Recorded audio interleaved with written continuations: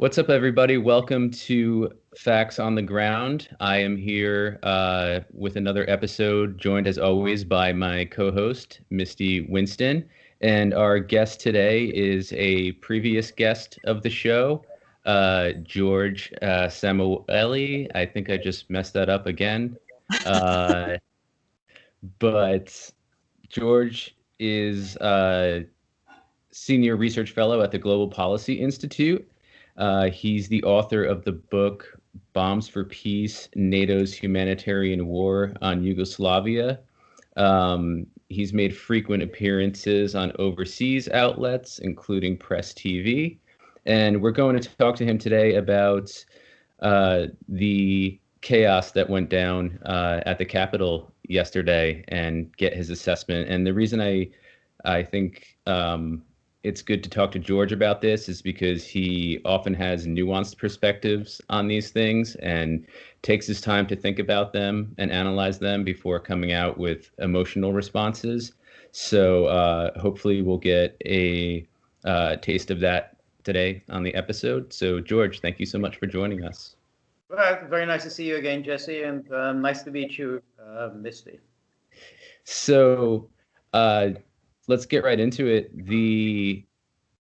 As I said, chaos that happened yesterday at the Capitol in DC. What do you make of it overall, in general? Based on what you've read about the participants and the woman who was killed and the Capitol Police, etc., what do you make of what's going on there? Well, what happened yesterday has unfortunately been utilized by the usual suspects, the media and particularly big tech, by the kind of rather arrogant Democratic Party establishment that is about to take power on January the 20th.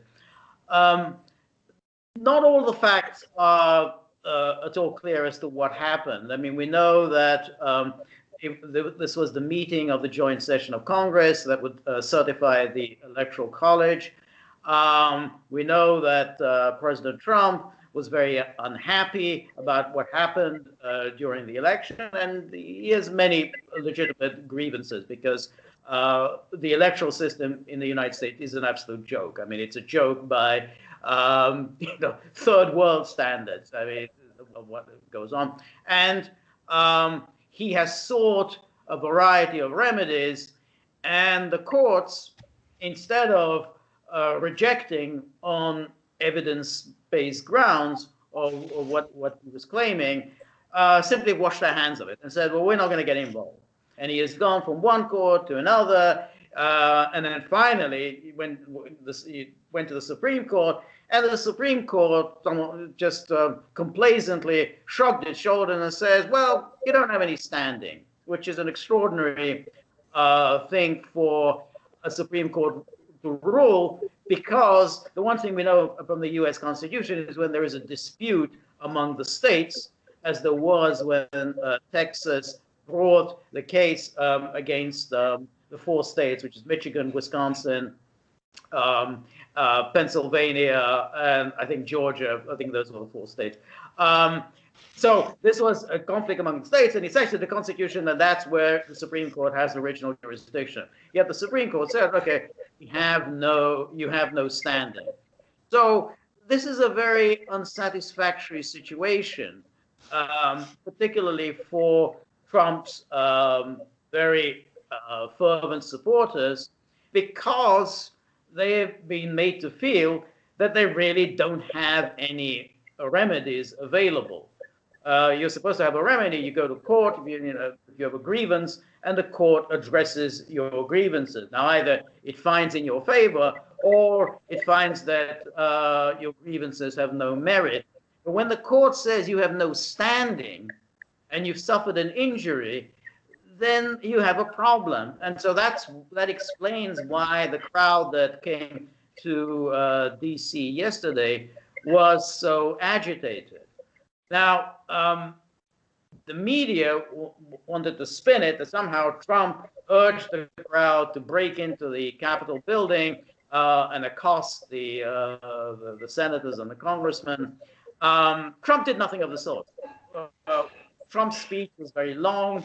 By most analysts of the speech, it was actually kind of boring. He just went through again his litany of complaints about all the different things that went wrong in each of the states. The crowd then went to Capitol Hill. What then happened is unclear because, I mean, I've seen a variety of footage. It's not clear at all that anybody broke in to the building because I've seen footage in which the police were just simply letting people in. So it's unclear as yet exactly how people got in and what then happened. It's keep in mind also this is a public building. I mean this seat of government. It's not a private residence. So the argument is that they broke in and someone is not convinced, particularly when things like this have happened before. I mean, you'll remember during the Kavanaugh hearings, entered the Capitol building, they went into Senator's offices, they tried to persuade, fairly aggressively, the senators to the persuasiveness of the accusations against Kavanaugh. Again, at the time, no one was getting hysterical, no one was tearing his or her out about this event that the public has. Sorry about that. The government. So there's nothing unusual about that. And again, if you remember in 2011, the public occupied the Capitol in Wisconsin. That went on for about a month. So again, no one was tearing his hair out that this is so horrific that democracy is under threat. So there was nothing that unusual about this. And in fact, when you look at the footage, I haven't seen too much violence. I don't see the violence. I mean, I can see rowdy mobs, people sort of behaving in a rather flamboyant, foolish way, but I didn't see any violence. The one act of violence that we did see is the shooting of that young woman. It was a fatal shooting, and from what I've seen, there was no justification whatsoever. The cop shot at her. They were shooting to kill, and there was no justification for it. She was not threatening anyone. He wasn't under any kind of a threat, and he was just simply targeted against her. So there's some controversy. I'm wondering if maybe apparently a lot of people are confused as to whether it was a cop or potentially a Secret Service agent. Have you heard anything about that? Because the guy that shot was, in a suit. He wasn't in Capitol Police gear. There were Capitol Police behind her with riot shields and all of that stuff. But from the video, it looks like the man who comes out with the gun is wearing a suit. So everybody's wondering if maybe it's Secret Service. Have you heard anything about a confirmation as to who the shooter was? No, I haven't.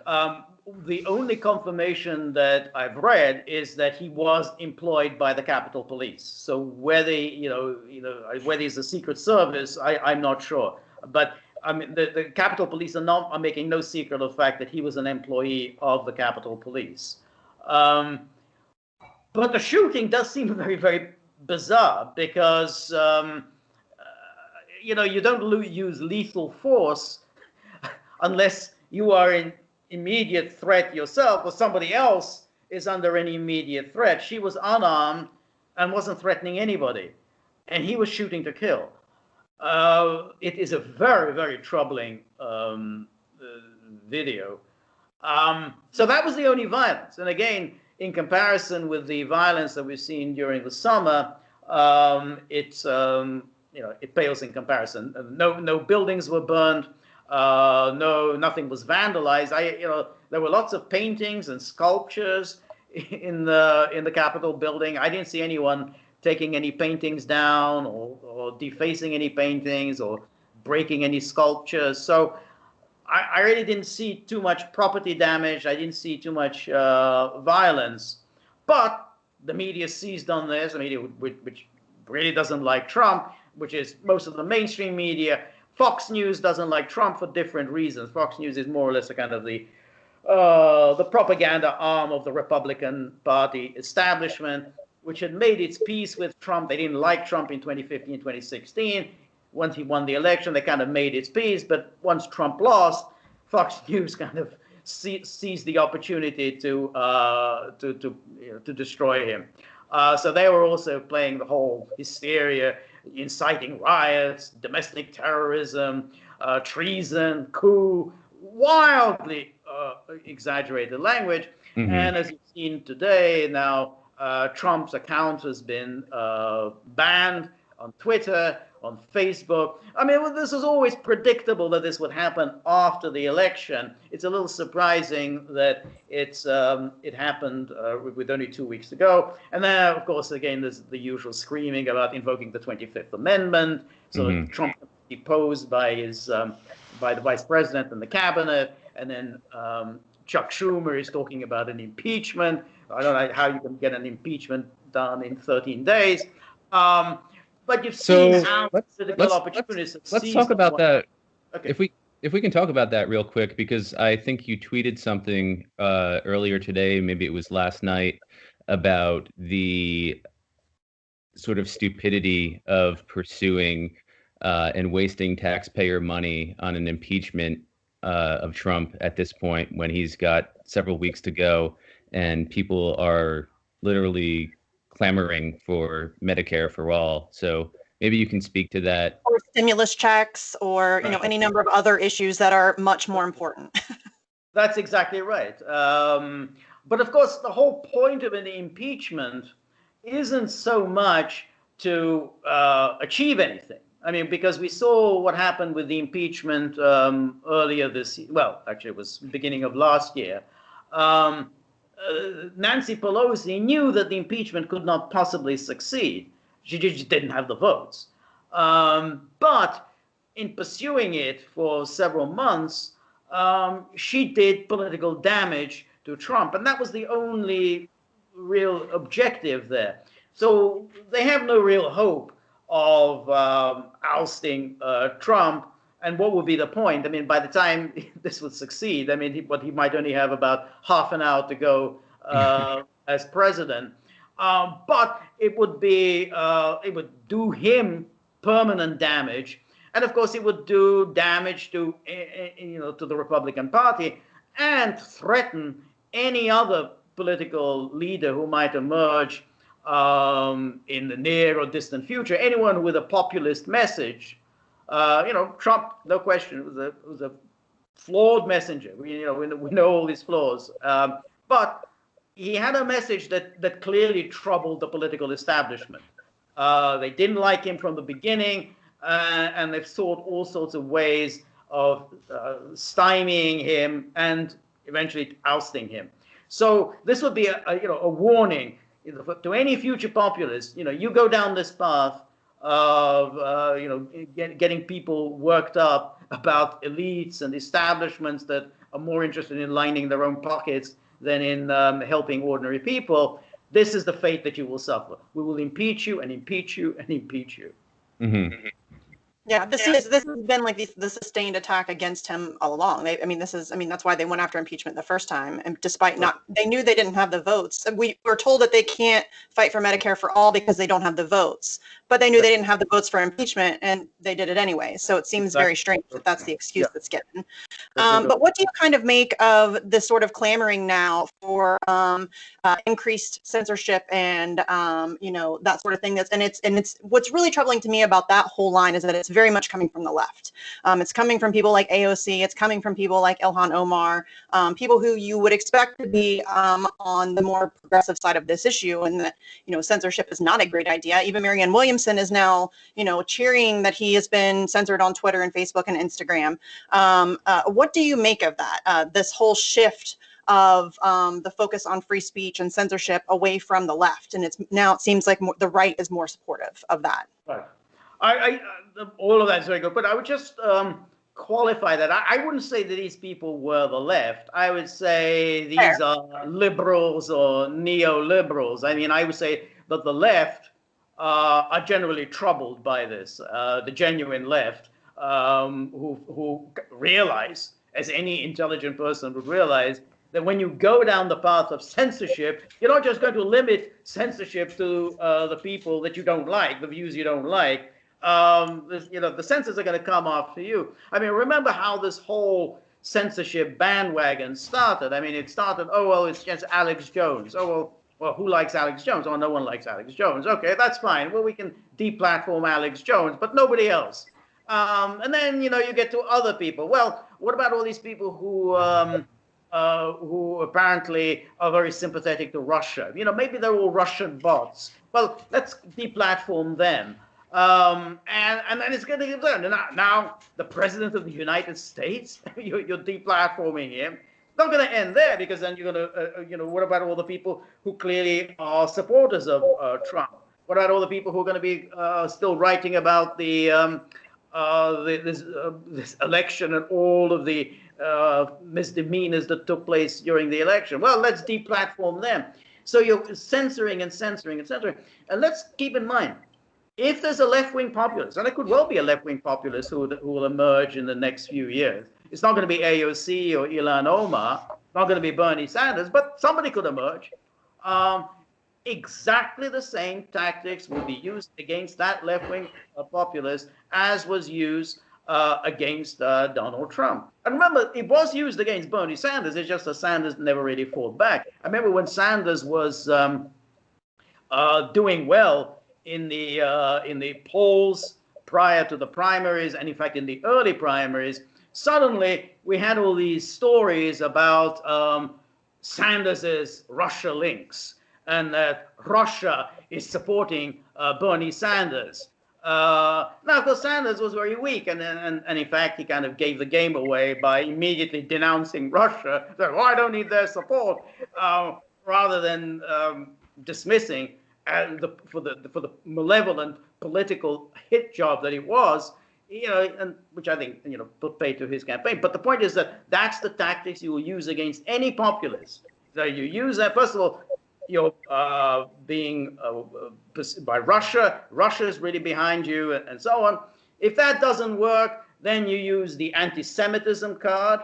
That was used against Jeremy Corbyn. Oh, he supported the Palestinians, so he's anti-Semitic. So you bring that out. Media runs with the anti-Semitic card.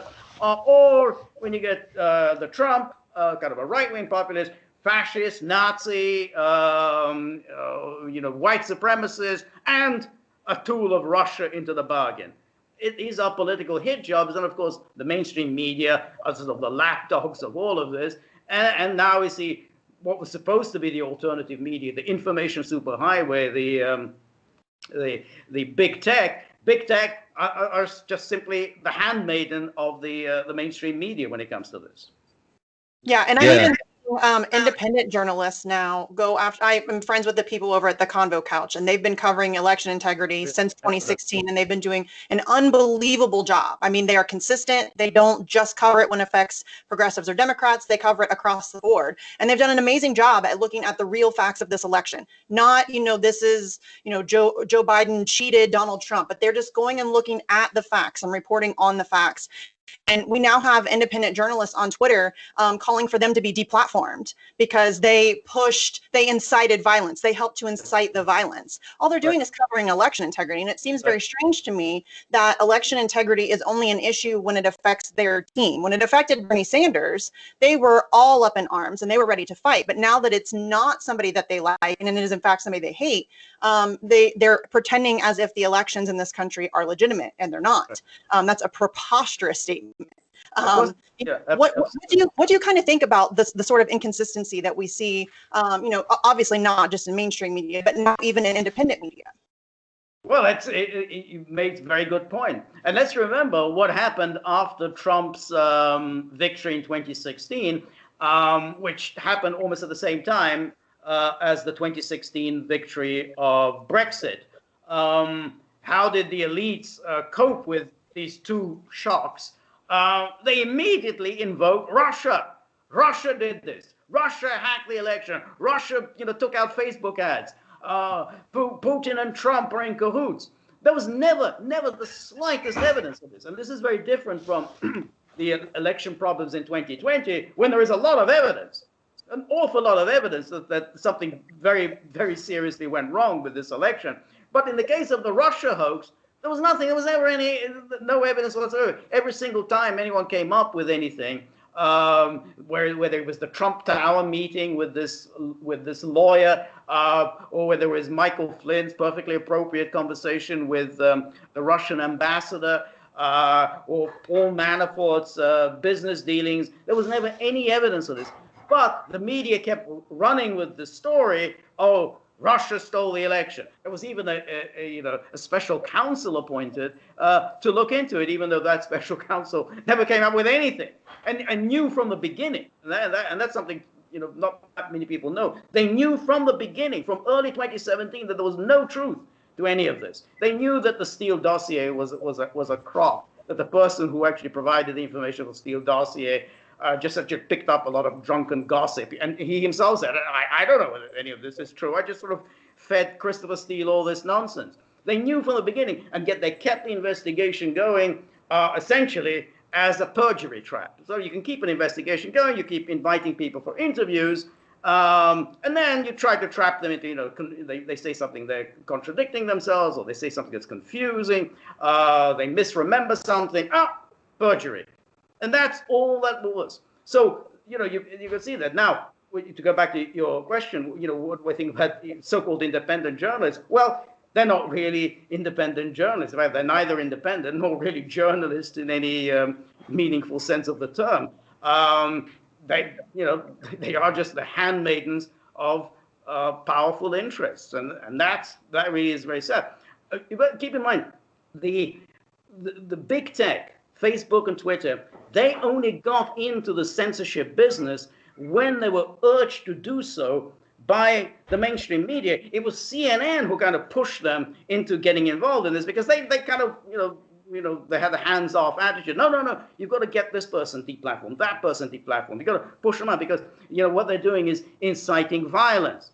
But of course, anytime you disagree with someone, you could always say he's inciting violence. So if somebody says, well, I don't like this, what's going on in the way these elections are conducted, you're inciting violence because somebody or other, some idiot or other, is going to do something foolish, or may do something foolish as a result of what you've written.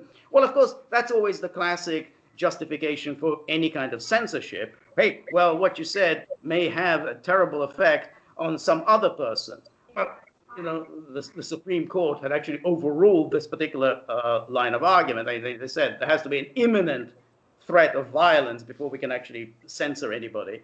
But nonetheless, people ignore it. I mean, the truth about censorship is that, through most of human history, humans have lived under censorship, whether it was the church or kings or, nobles, whatever. There was always a good reason to censor people. And we seem to be moving into that direction. That was a kind of a brief period of freedom of expression. And that seems to be coming to a very swift conclusion. Yeah, George, one of the things I wanted to ask you about is this Roman concept of damnatio memoriae. I'm sure you've heard of it. And it seems like there's a current version of that going on, this attempt to erase Trump, so to speak, not necessarily tear down statues of him, but erase him from the public and political consciousness. And I'm wondering what you think about that, how much of that is at play. And then also, if you can speak to the claims that have abounded regarding not just Trump inciting and organizing this, but the fact that the police were in on it too, because the protesters were taking photos with the police, and also that when they got inside the Capitol, I wasn't there and I don't have all the information. I've seen some pictures and footage, but people were almost complaining that they didn't really do anything. They could have taken laptops or looted the place. So what can you? I know that's a lot to unpack, but can you speak to those elements?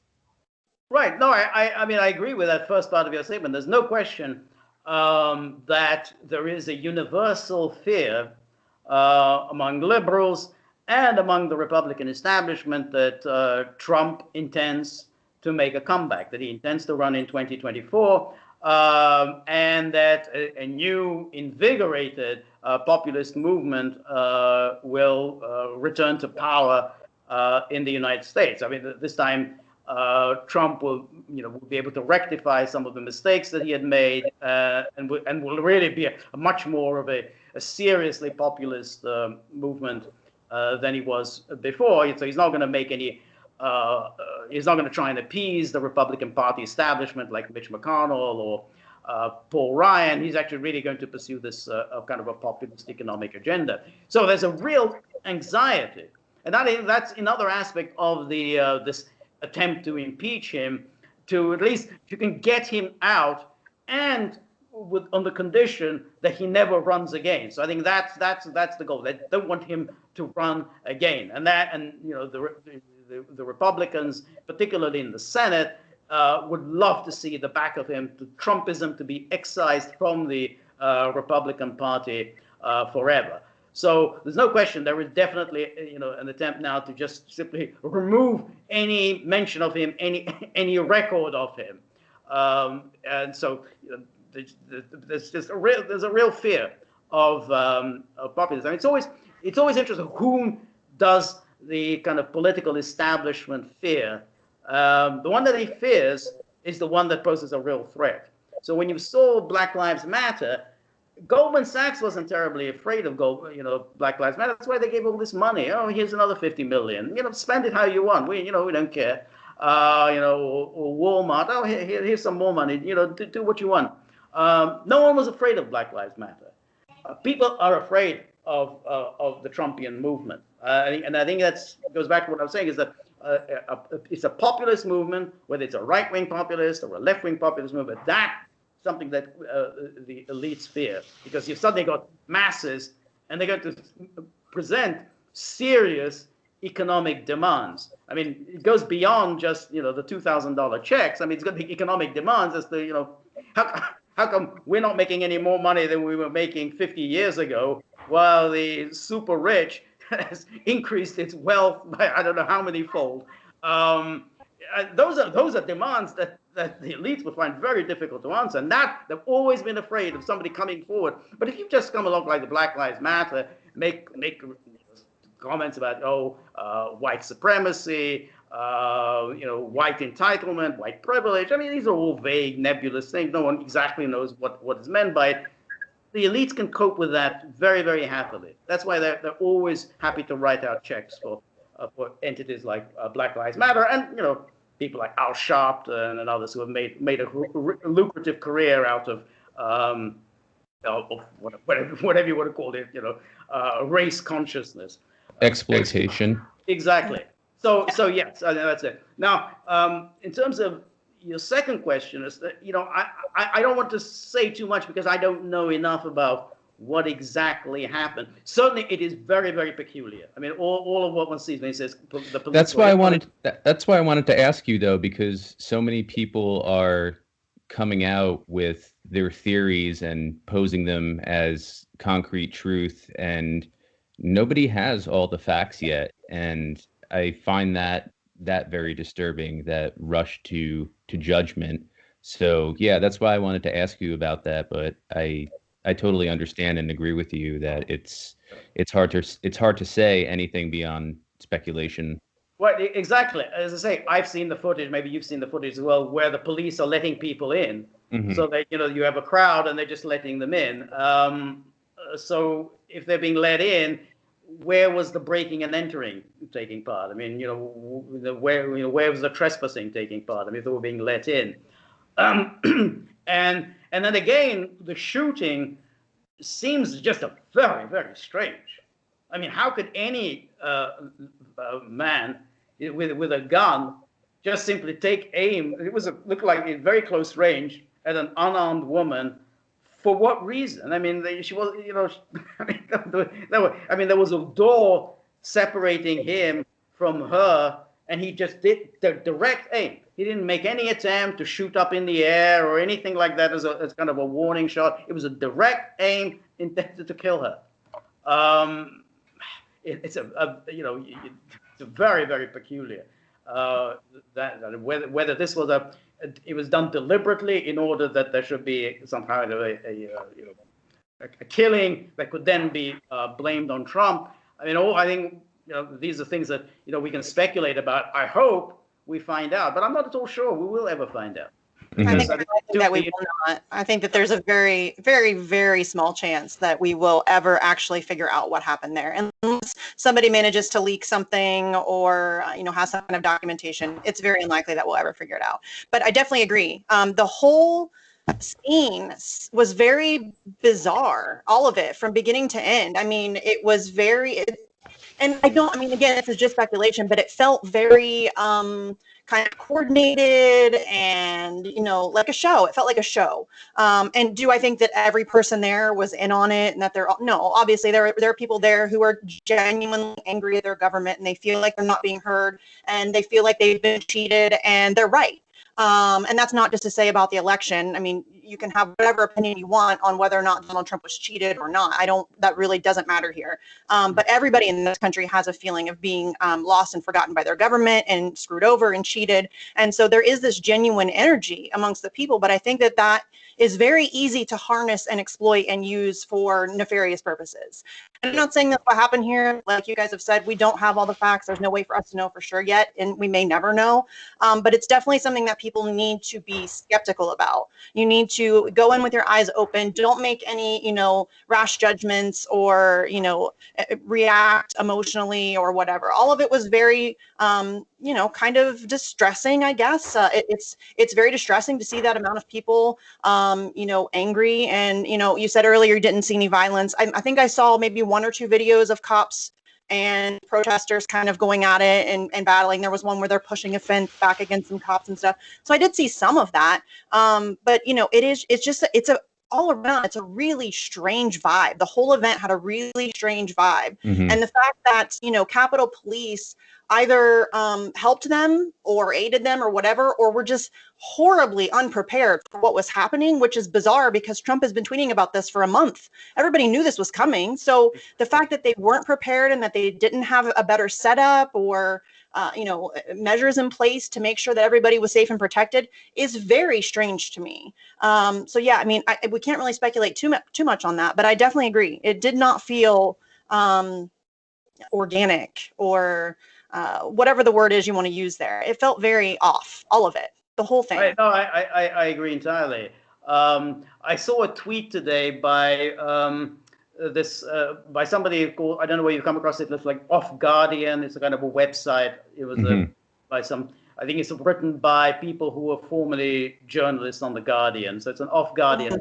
And the tweet was that if you have an event that is supposed to achieve one thing, and then it seems to achieve the exact opposite, then you know that you're being played.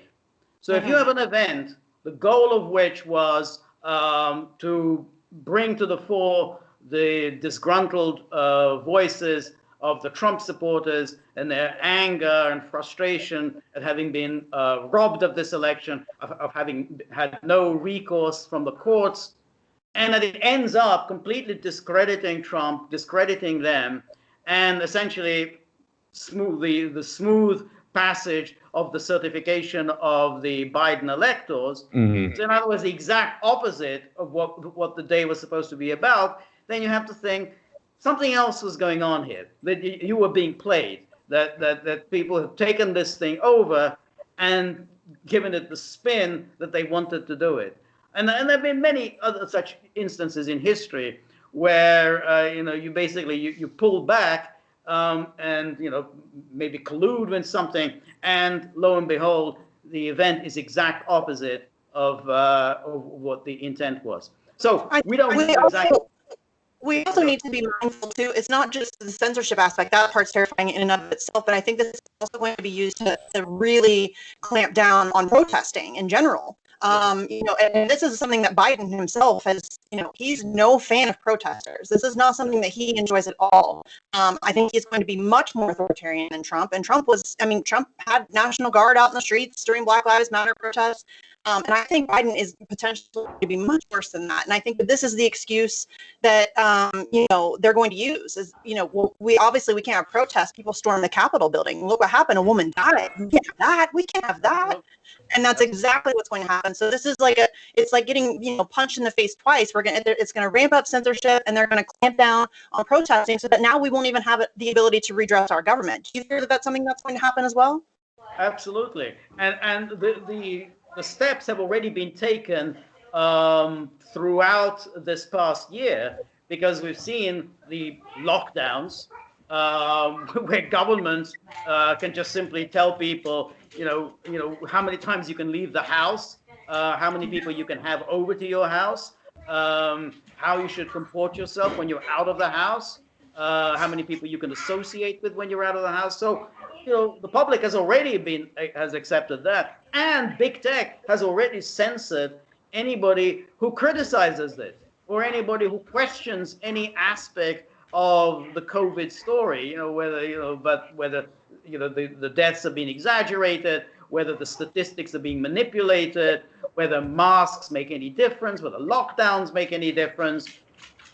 People are already being censored for all of those things. So, the preliminary steps have already been taken. And Biden, as you say, is an authoritarian. This is a guy who ran on the platform of mandating the wearing of masks. Mm-hmm. I mean, that's pretty much his one promise. So what am I going to do when it's president? I'm going to mandate the wearing of masks. So the steps are in place for that.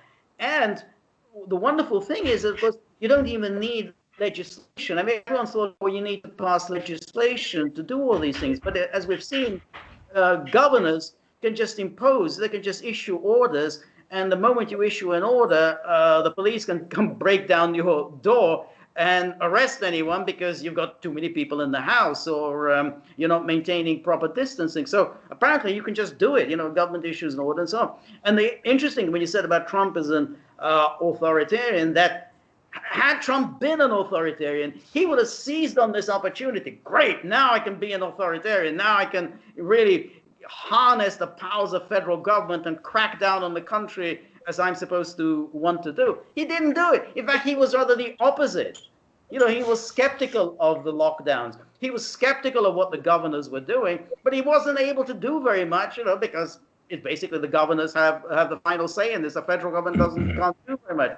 So even on that very basis, you say, if Trump were an authoritarian, he would have been an authoritarian. In fact, he wasn't. And I mean, and in terms of who did more against the press, Trump or Obama, well, we know Obama did far worse things against the press than Trump ever did. So Trump was a very, very half-hearted authoritarian, to say the least, whereas Biden and Harris, I do not think are. No, I absolutely agree with that. And I think that Trump actually just took what Obama did and just continued that same. I mean, it's basically just a continuation of Obama, which is a continuation of Bush. I mean, this is really something that's been going on for a long time. The only real beef I have with Trump on the press is the Julian Assange thing. And that's just because that's where my activism is. So that's where my activism is. That's where my heart is. And so the fact he's the one that's prosecuting Julian Assange doesn't earn him any favors with me at all. So. I agree with all of that. The one thing, though, is that I think it is being pushed by the Department of Justice, and Absolutely. He has never really got his hands around the DOJ, which is why he was never been able to do anything about the FBI. And Bill Barr, who was supposed to be Trump's man, basically screwed him over royally over the past year. I mean, during the Trump impeachment, he could have easily gone to Congress, briefed them in confidence, and says, well, actually, there was an outstanding, ongoing investigation into the activities of Hunter Biden. So Trump's question to to the President Zelensky of Ukraine was actually a legitimate question. This is an ongoing inquiry into the activities of Hunter Biden. He never did that. He kept his mouth shut. But George, can I ask you really quickly about that point? Because a lot of independent journalists, I won't name them, but they've said that what Trump said in that call to Zelensky constitutes quid pro quo, which I don't see whatsoever. And I'm wondering if you can speak to that element of it and why it's being interpreted as quid pro quo. Well, as you said, there was no quid pro quo. I mean, he said, you know, I would like to know something about the activities of the Bidens in Ukraine.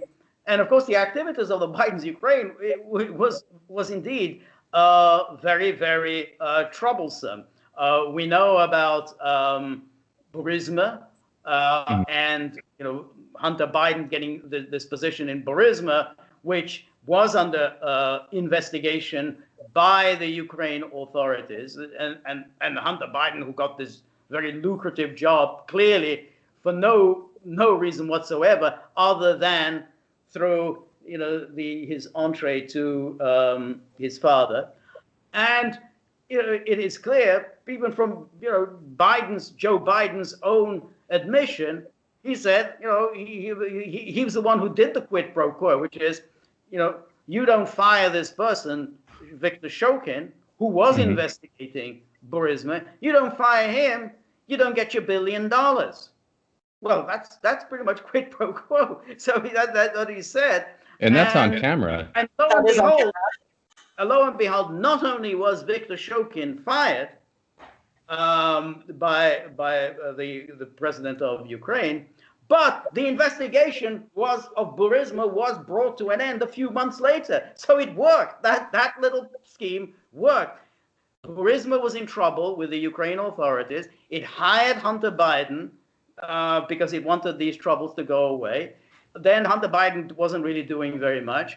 So the guy who was a big shot at Burisma, that's an email that came out from the laptop. He goes to Hunter and says, hey, can you actually do something? You know, I mean, we gave you all this money, but it's okay, you haven't really delivered. So he does deliver. He introduces this big shot from Burisma to his father.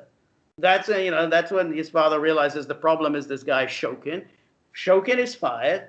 A few months later, the investigation of Burisma is brought to an end. I mean, there it is. Now, all of this should be looked at by the U.S. media. They haven't done so. They left the whole Hunter Biden laptop alone.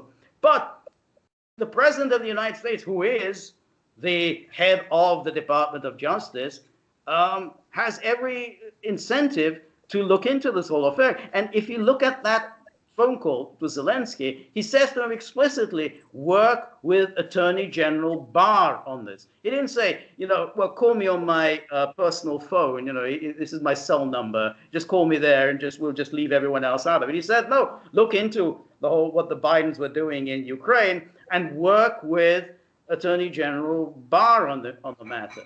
And Barr just kept his mouth shut. At the time when he could have helped Trump, you know, with his impeachment, he didn't really do anything.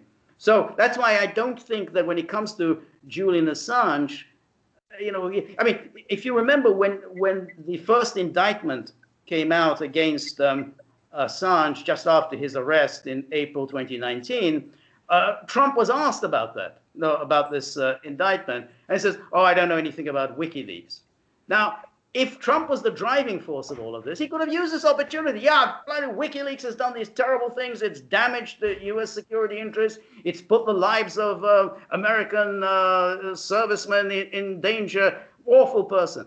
He just said, I don't know anything about WikiLeaks. Now, of course, he knew something about WikiLeaks. Stuff like that before. I mean, he said that, you know, Assange should be assassinated on camera. He had no problem with it. So the fact that he was mum this time around when being asked about it seems very weird to me. You know, it also seems very weird given the fact that during the whole 2016 campaign, he was, I love WikiLeaks. You know, which he should absolutely love WikiLeaks. Release the emails. Yeah, Right. release emails, lock her up, that whole deal. But it just seems very strange that he's very quiet about it now. But something that I've, and this is just my little conspiratorial hat being put on right now. It almost feels like he's being used to do this because it is so incredibly damaging to the Constitution and to the future of our democracy. I mean, you cannot have a democracy without a free press, and this demolishes journalism. This will destroy journalism. And so it almost feels like he's being used as the fall guy for pushing this through because they don't care. Everybody hates him. Let's just make him the fall guy, the bad guy. Barack Obama couldn't do it. He didn't want to ruin his legacy, so let's have Trump do it. But that's just my little speculation, conspiratorial tinfoil hat. I think you're absolutely right. Also, I don't think Obama should get any brownie points. The only reason Obama didn't indict Julian Assange is that the issue didn't really arise simply because at that time he had been given asylum by the Ecuador government. He was in the embassy. There was really no particular urgency in doing anything about it. And so it was only, subsequently when there was a change of government in Ecuador and this creep, President Lenin Moreno, came in, who wanted, all sorts of favors from the United States, then that it suddenly became a possibility that the United States would be able to get its hands on Julian Assange. It's amazing what you'll do for a $4.2 billion loan from. That's it, exactly. And so that's exactly it. But there's no question that there is an absolute consensus among the military, security, diplomatic apparat, the Democratic Party, much of the Republican Party establishment. I mean, other than kind of a few mavericks among the Republicans, such as Rand Paul or Matt Gaetz, Tulsi Gabbard, but she's no longer in Congress. But by and large, there is a consensus to destroy Julian Assange.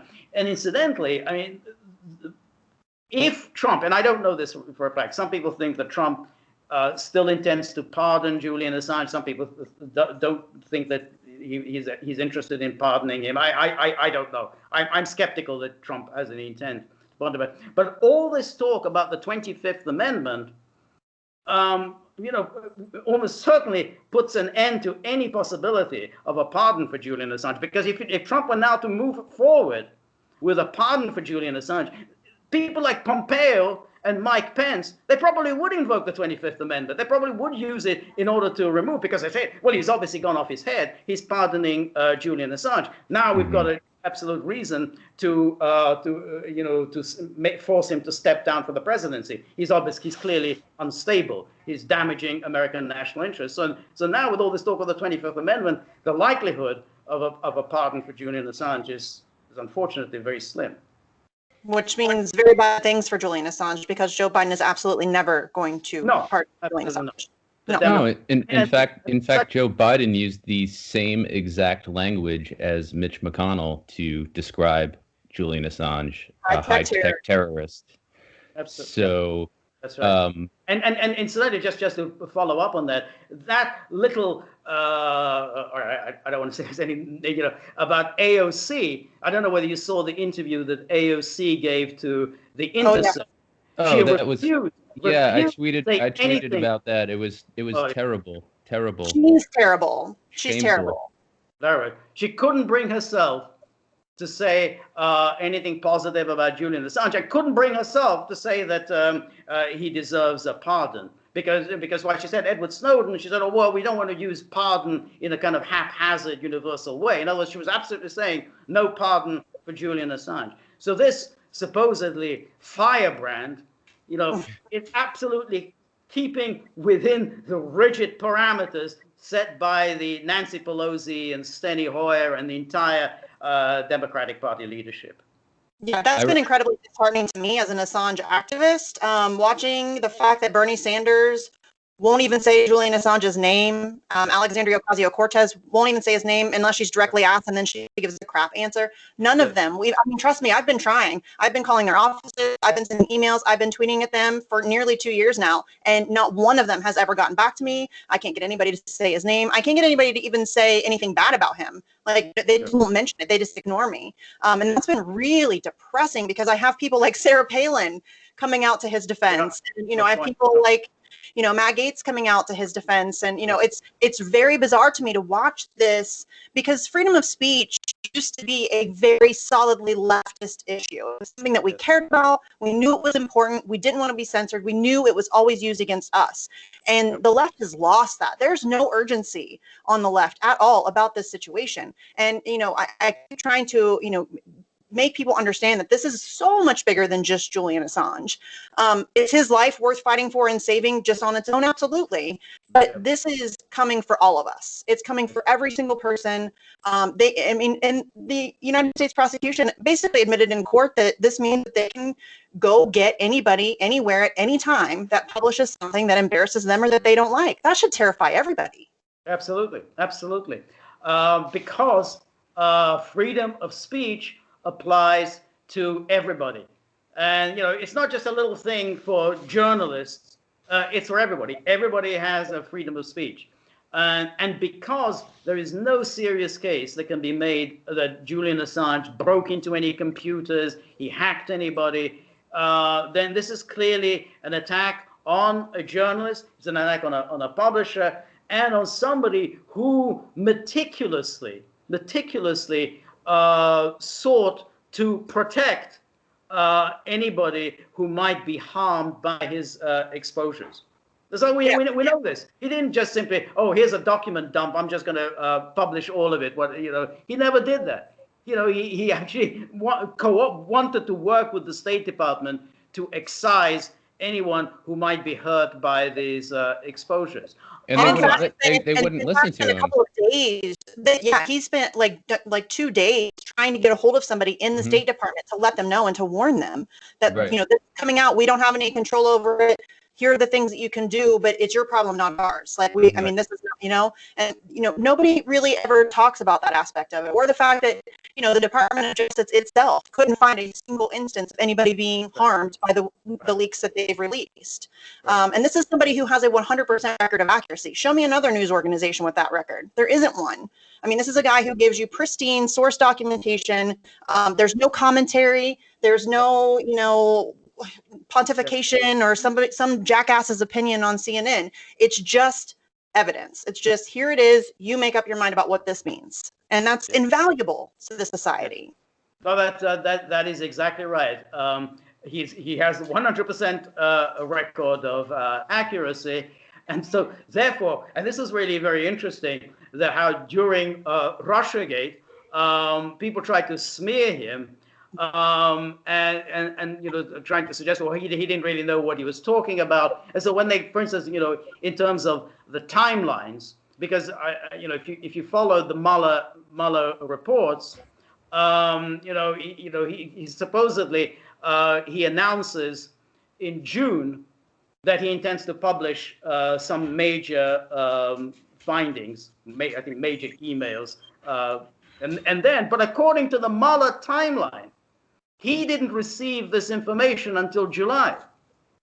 So now you would have to believe that Julian Assange would risk his reputation to tell the world utter bullshit in June that, I'm going to do this, this, and this, when he didn't have the documents at his disposal. That's their timeline. That's the Mueller timeline. So in other words, you have to believe that this person with 100% accuracy, with enormous reputation for diligence, would make a blunder of this magnitude. And I remember getting into a kind of a Twitter exchange with some reporter at the Washington Post, like Philip Bump, I think, on that very point. And of course, he never really answered it. And I said, well, how is this possible that he says something in June, and yet according to you and all the scribes who repeat everything from Mueller, he didn't receive this information from the Russians until July? How is that possible? Well, that's what I always tell people when they say that, it was the Russians that released all this information. I'm like, Julian Assange is on camera directly telling Sean Hannity, our source is not a state actor, period, end of story. Who are you going to believe? I believe the guy with a 100% record of accuracy who's never, lied. As far as his work goes. The reputation of WikiLeaks means everything to Julian Assange. He gave up a potential pardon opportunity. All he had to do was give up his source, and he wouldn't do it because that would damage the reputation of WikiLeaks. That's the person I trust. Yeah, absolutely. And that brings up the Seth Rich issue as well, which is a whole other story to go into. That's a whole other episode, Jesse. Yeah, I know. Which itself was interesting because I don't know that much about it, but I do find it fascinating whenever people are so desperate to kill a story. Absolutely, how dare anybody mention this? You bring it up. You're going to be kicked off Twitter, Facebook, everything one day. You might have the police knocking on your door the next day. So the moment there's a story like that, you have to wonder, well, why are people so upset about this? Why are people getting so agitated that anyone should mention Seth Rich? Yes, it's an unsolved murder of a DNC employee in a good neighborhood where nothing was stolen. He had his watch, he had his wallet, he had all of those things still left on him, and he was shot in the back 4 times. So that's weird that I'm not allowed to even mention that or talk about it. And if I do, I'm labeled a crazy conspiracy theorist kook. And, everything else I say is crazy, and you're slandering on Twitter all day. It's really strange. That to me just makes me more suspicious of it. Extremely. But everything about, that's the problem with censorship, because the more you crack down, the more you ban from all communication anyone who mentions Seth Rich, the more you stamp out anyone questioning the election results, the more people are convinced, hey, there must be some truth in this. If I was just talking, off the top of my head, the moon is made of green cheese, no one's going to kick me off Twitter. I can talk absolute rubbish, and no one's going to kick me off Twitter. So I'm only get kicked off when I'm obviously saying something that people do not want said. So therefore, that only fuels people's suspicions and resentment, and eventually, at some point, there is an explosion. Mm-hmm. I think that's what we're seeing right now. That's right. Yeah, I think that's something we saw yesterday. And George, I don't want to keep you too much longer because I know your time is precious. I don't want to trespass upon too much of it. But I do want to ask you about something that Max Blumenthal hit on really strongly last night in a Gray Zone livecast, which is, where was the left when this was happening? Why wasn't the left there? Not necessarily in working in concert with, the group that did so-called storm the Capitol, but where was the left to? Why is the left down there doing this for Medicare for all? Why aren't they doing this for survival checks or any number of issues? Right. It's the left is completely lacking of a spine, I think, is a good one. And also, just a quick shout out to Max Blumenthal and Anya. They both showed up to both days of our Assange protests in DC this week, and I'm very grateful to them. They both spoke both days, and I'm very grateful to them for doing that. So yes, Thank you. No, and it's a very very good website, the Gray Zone. So yes. Mm-hmm. Yeah. So but you're raising a very good question, and it goes back to what Misty was asking right at the start. Why are you wasting time with impeachment rather than Medicare for all or $2,000 check? I mean, $2,000 itself is a joke. I mean, but. Where does 2,000 get you these days? But yeah, exactly. This is the nonsense. Remember even when you went back to the impeachment beginning of last year, that was at the start of the COVID, the emergence of COVID. So the attention of the country was entirely focused on this absolute nonsense of an impeachment, which I'm sure if you ask 99 out of 100, maybe 999 out of 1,000 Americans to explain to us what was this impeachment about, none of them would be able to do it. They have absolutely no idea what the hell that was about. So again, instead of addressing serious concerns that people have, we just have these phony issues. Yeah, absolutely.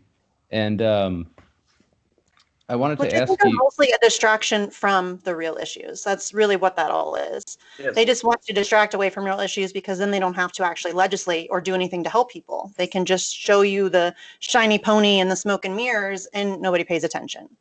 Yeah, that's exactly right. Because of course you have Medicare for all. That's a serious business. I mean, you got powerful interests that start getting involved. You know, the health insurance industry. They have a lot of clout. They get very nasty. It's like when do they overturn a Trump veto? On the military, the massive, grotesque budget, they overturned Trump's veto. They all rush back to Capitol Hill to overturn Trump's veto. And why? Because Trump wants to take away the Section 230 immunity for big tech, and he wants to pull out troops. You can't imagine anything more horrific in Washington than you're going to pull troops out of Germany? Are you out of your mind? How dare you diminish the empire? That's very interesting to watch as well. How the only dare time that you they diminish ever, the empire? the only time they ever criticize him is when he's not hard enough militarily. Yeah, I mean, right. even people on the left in Washington, the only time they go after, he's not tough enough on Syria. He's not tough enough on Russia, and he's actually been very tough on Russia. And it's this narrative that they've developed. But it's a very strange thing to have the supposed anti-war party, attacking Trump from the right on foreign policy. And then there are the Caesar sanctions being leveled against Syria, which is trying to rebuild and basically being starved and deprived in the midst of trying to rebuild after essentially Wahhabi Contras destroyed the country. So yeah, and a lot of people who dislike Trump and or like Biden, they don't know about that, or if they do, they don't want to engage with it because it's a complicated discussion or whatever the problem might be. That's exactly the case. When did we have biggest Washington meltdowns? When Trump threatens to pull troops out. I mean, we had several meltdowns over his threats to withdraw from Syria. I mean, it was just, Washington went crazy. I remember Susan Rice, Obama's former national security advisor. She was coming back around again. Yeah, one of those. She was in prison. Yeah, and now she's going to be the domestic affairs advisor for Biden. She was on one of those late night comedy shows, and she was talking. I don't know, was it Jimmy Fallon or one of those people? I turned on the radio this morning and I heard that Trump intends to pull troops out of Syria, and I thought, this is the craziest thing I've ever heard. And the audience was guffawing, and Jimmy Fallon or whoever it was guffawing. And you think, do these people know what the hell she's just said? She's just said that American troops should stay in perpetuity in a place that they're not wanted and that not one person in the audience will be able to find on the map. And they're all guffawing. Oh my God, can you imagine anything crazier than pulling American troops out of Syria? And the troops aren't even there legally. And if you look at where they're stationed, they're guarding the oil fields in essentially the northeastern part of Syria. Even Bellingcat has that on their maps. So, yeah, I totally agree with you. It's like something out of a cartoon, Baudrillard or something. My friend says all the time, "We live in a cartoon," and he is absolutely right. Right. But unfortunately, the villains in the cartoon have prevailed. They succeeded in what they did over the past 4 years. All of the stuff, all the RussiaGate hoax, the impeachment, keeping troops everywhere. Let's attack Syria. Let's punch Putin once again. Let's more sanctions on Syria, more sanctions on Russia, and they got their reward. Thank you very much. Mr. President Biden, here is the Oval Office. Enjoy yourself. Mm-hmm. Just a few more quick questions before we wrap up. How much do you think the national security state is involved with this, especially now that Biden's rotating back into office, so to speak, and that sort of Clintonite, Bush Jr., Obama national security state status quo is once again going to be the status quo, i.e. drone strikes against American citizens, etc. Can you speak to that and how much that you think that's played against Trump or that's been used against Trump to get to where we are at this point? Well, I think there's no question. Biden is the national security's boy. They wanted him. Biden, all of his political career, has been a neocon, a neoliberal. He's always been an interventionist. That's his primary instinct. I mean, it's no accident that he named as Secretary of State Antony Blinken, who was always an absolute arch interventionist. He was an interventionist in the Clinton administration, interventionist in the Obama administration. And then he's got Jake Sullivan, kind of one of the leaders of the RussiaGate hoax. He's the national security advisor. Now he's brought back Victoria Nuland, who orchestrated, involved both in RussiaGate, in the origins of RussiaGate, and she was involved in the Ukraine coup. Now she's back in a very senior position in the State Department. So it's like the whole gang is here. Everybody's here.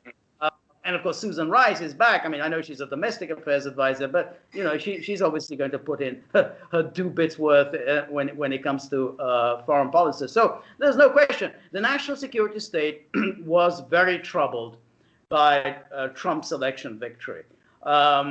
It wasn't just that he was sounding anti-interventionist during the campaign. Other candidates have done that. Bush did that in 2000. Obama did that in 2008. With Trump, it was a little bit more than that. Trump actually asked questions that others never really asked. I mean, he actually asked, what the hell is NATO for? I mean, what does the United States get out of NATO? Now, you're not supposed to ask questions like that. And that's why the national security was very, very troubled. And he said, and he actually asked, well, why are we enemies with Russia? What's the beef between us and Russia? I mean, I don't get, where is there any kind of a conflict? There's no economic conflict. There's no political conflict. There's no ideological conflict. And yet we're supposed to regard Putin as the most evil monster and existential threat to the United States. I don't get it. Can you explain this to me? When you ask questions like that, the national security state gets very, very troubled. So Obama, they knew, was a fraud from the beginning. They knew he was a complete phony when he tried to present himself as an anti-war person. Bush just said, when he wanted what was that? A humbler America. That was his slogan in 2000. So they never took any of that seriously. They were troubled by Trump, even though Trump really didn't do all that much. He didn't really act on his on those instincts of his. But nonetheless, they were very troubled by it. So I do think, the national security state has played an enormously important role in the sort of just undermining Trump from the beginning. And you can see this from all the memoirs that have been written by members of the national security state who worked for Trump, whether it's McMaster or Kelly or John Bolton. They've all written their memoirs, and they all, to a man, loathe Trump. Yeah. I recommend that, just following up on that, George, I recommend that anybody watching or listening go to Barnes & Noble, especially because they're their collections are more organized. Go to the current affairs section and look at how many books have been written about Trump from a national security state perspective. It's a cottage industry. It's insane. It's literally insane. And then you have other books on top of that, like Michael Isikoff's Weak Sauce book. But yeah, it's what's really ironic about that to me is that these people have staked their careers on criticizing Trump, on trying to take him down, and here they are making money off of his existence at the same time. And I don't know if that occurs to them or not, but I don't think they care. I really don't think, as long as they're getting paid, I don't think they care. Yeah, No, they probably know, but yeah, they don't care because but they're looking for their next job. They got a nice gig from Trump, made a lot of money, but then they're looking for the next job, and the way you get your next job is by kicking Trump. It's like these 3 members of the White House staff who resigned in the last 24 hours, saying we can't anymore with Trump. So I mean that's their passage. So when they go for their job interview, and the job, whoever is interviewing them will say, "But you work for Trump." "Yes, but I resigned in disgust. So can I have a job, please?" So so there a lot of it is just an opportunism. They're moving on to their next lucrative position. So, Absolutely. Speaking of opportunism, just before we started this interview, I read about John Bolton and how he's in being the arbiter of all things justice, that he's declared this a coup. So I'm wondering if you can speak to that. Especially since, and I tweeted this out earlier, he had no counsel to provide when the Iraqi National Archive was being looted and American soldiers were standing by, which is much more of a coup than what happened today. So, just wondering if you can speak about people like him who are sort of rotating back around and forging these alliances, if you will, with politicians like Joe Biden, who they previously wouldn't have, and I think it's undergirded by the national security state we just talked about. Well, yeah, I mean, if you look at Bolt, I mean, this is the guy who essentially engineered the phony baloney coup in Venezuela. I mean, he's the one who, essentially urged Trump to pursue this nutty policy of refusing to recognize the legitimately elected president of Venezuela, Nicolas Maduro, and instead declare from one day to the next that the real president is Juan Guaido, who had never stood for any kind of national office in his life. And so that's John Bolton. So for Bolton now to be pontificating about coups in the United States is a little bit much. But of course, that's part and parcel of the mentality of the United States. So they're all aghast at the idea that democracy is under threat. And what exactly were you doing when there were these mobs using violence in Kiev, trying to overthrow the legitimately elected government of Ukraine? You were cheering this on, as you were cheering on all of the colored revolutions, whether it was in Georgia, whether it was in Yugoslavia. They were cheering it on. As much violence as possible, please, so that we can have spectacular moments of, like the shooting of the Ceausescu. So we can have that, and we can then say, hey, we Americans, we're on the side of history. The Americans love these coups, and so when they now, clutch at their pearls, say, oh my God, democracy is under threat. Even when they have absolutely no respect even for democracy in the United States, but there's certainly no respect for democracy anywhere else. I mean, it's just absolute kind of insolence. But so what you said, I didn't see this tweet from Bolton, but it doesn't surprise me at all. It wasn't a tweet. He's probably tweeted something. It was some Twitter news item that popped up, and I think he said something about sending him to go golfing in Sweden or something. Like, don't worry about impeaching him, just send him to go golfing or something too. Yeah. He was quoted in the news piece as saying he believes this is a coup, but I haven't read anything specific from him besides that.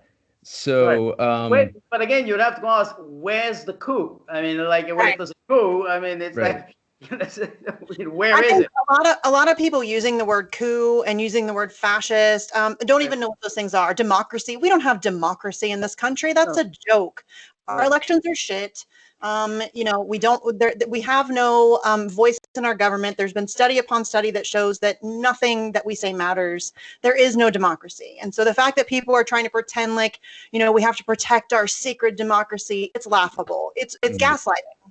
Right. No, that's exactly right. The only reason you bring it up is in order to oppress other people. So when Hillary Clinton tweets out, "This is domestic terrorism," what happened yesterday? All you have to do is respond, Libya. And so, but why do you Kosovo. do it exactly in order to, let's kick all of these people off Twitter and Facebook so that no one ever gets, because this is really the only means we have of communicating.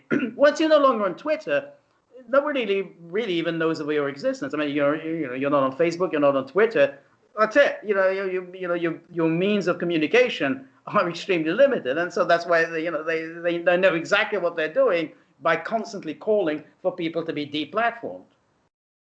Yeah, and George, I wanted to ask you, because you've written about NATO's war on Yugoslavia and Joe Biden coming into office. He was in 1999 in favor of the bill or resolution or command, essentially, that allowed for the carpet bombing of Kosovo, and especially the Serbian Serbs. Can you talk about that a little bit, the legacy of that, and his involvement in that? Well, yeah, he was back in the 90s. He was one of the hawks on Capitol Hill, constantly urging bombing of the Serbs. So first of all, it was in Bosnia. And he was one of the Bosnia hawks. It was always an opportunity to bomb the Serbs. He didn't really know very much about Yugoslavia. He didn't know what had happened in Yugoslavia, the causes of the war in Bosnia, the breakup of Yugoslavia, essentially the forcing Serbs to live in states that they didn't want to live in as a consequence of this violent breakup. He didn't know anything about that, but for him and for many of the sort of the foreign policy intellectuals, Yugoslavia was a useful tool to show that NATO was relevant. Because if you remember, once the Warsaw Pact dissolved, I mean, the people were asking, well, now that that's gone, why do we have NATO? And all the NATO crowd, the military-industrial complex or whatever, they really couldn't come up with any answer. They couldn't. Well, why indeed? So they had to invent new missions for themselves. And so you had people like Biden, who seized on Yugoslavia, because that's who he is. I mean, he's basically a kind of a shill for the military-industrial complex. That's what he is. And so he then became this advocate of bomb the Serbs. And there was no real strategic sense behind it, other than the Serbs are terrible people. They need to be bombed. And that was in Bosnia, and of course that was then became a few years later into in Kosovo again. Mm-hmm. Let's bomb the Serbs, even though the objectives were completely different. Because in the case of Bosnia, they were trying to keep together an artificial state because this Bosnian state had never existed before. They were trying to keep it together. But in the case of Kosovo, they were trying to do the opposite, which was they wanted to break up Serbia so that essentially, Kosovo would go its own way. So it didn't really matter that you were actually advocating the inconsistent positions, as long as you were basically just, had the same mantra, bomb the Serbs. But that's who Biden is. I mean, he's a really terrible person. He really is. Yes. Yeah, but I think it's important that we point that out, and that he is that apocryphal when it comes to destroying other people's lives. Yes. I mean, if you look at the bombing of the Drina Bridge, for example, which was a multiple tap strike that killed children, women, children, men. And I think the 20th or 21st anniversary of it just passed. Anyway, the only person who's really written about this that I know of is Robert Fisk, who's covered the war, and whom Misty knows I bring up in almost every episode. Jesse's a big fan of Robert Fisk. I am too, but Jesse really likes Robert Fisk. Yeah, well, he's okay. I didn't think what he was writing on Yugoslavia was that great. But yeah, he was better than others. But that's a very low standard. But I didn't think what he was writing was that great. Right. But that's, I'm just referencing him and more so what happened in that war, which was on Clinton's watch, which a lot of Americans are still very unfamiliar with, and so we're getting a primary champion of a war like that, and an utter disregard for humanity as president. So I think it's important people. No question. Yeah, I wrote. If somebody wants to look up, leave aside my book because that's a little expensive. But I wrote something relatively recently for RT, the website RT, about Antony Blinken and the role that Blinken played in the Clinton administration's war on the Serbs. So, if people want to get worked up about the sort of people who are now coming into power in Washington, look that up. It's on the RT's. We can link to it. We'll link to it in the show notes. So that absolutely. Yeah, so they can see that these are terrible people. Yes. Yes. Yes. No question. So the last question I wanted to ask you before we wrap up, unless Misty has any other questions. I think I'm good. We've taken so much of his time. I don't want to. Okay. Yeah, I just wanted to ask you quickly, what prospects do you think there are for the left here? I feel like some loopholes have been opened in a sense, even if the provenance of this so-called storming of the Bastille, as so many overdramatic journalists are calling it. I do feel like it's opened some loopholes, presented some opportunities for the left to make real inroads into actual revolutionary change, not AOC, quote, revolutionary, unquote, change. I'm wondering what your thoughts are on those prospects. Well, I think that's a very good question. I do think there is an opening for a populist movement.